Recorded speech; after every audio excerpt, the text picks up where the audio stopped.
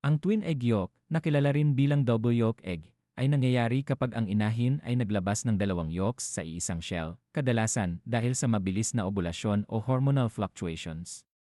Ito ay medyo bihirang pangyayari na may dalas na halos 1 sa 1,000 itlog.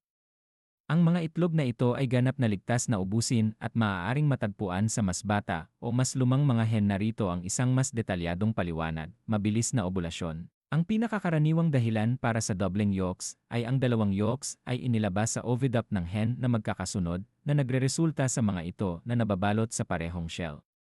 Mga pagbabago sa hormonal. Ang mga hormonal fluctuation o hyperactive ovary ay maaari ding mag-trigger ng pagpapalabas ng maraming yolks.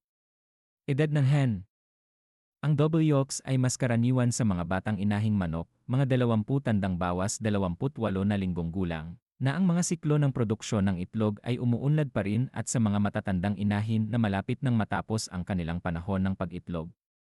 Sukat at fragility. Ang double yolk egg ay karaniwang mas malaki kaysa sa single yolk na mga itlog, at ang kanilang mga shell ay maaaring maging mas marupok. Kaligtasan. Ang mga double yolk egg ay ganap na ligtas na kainin at hindi isang alalahanin sa kalusugan. Kahalagahan ng kultura. Itinuturing ng ilang kultura ang double yolk egg bilang tanda ng swerte o pagdating ng kambal.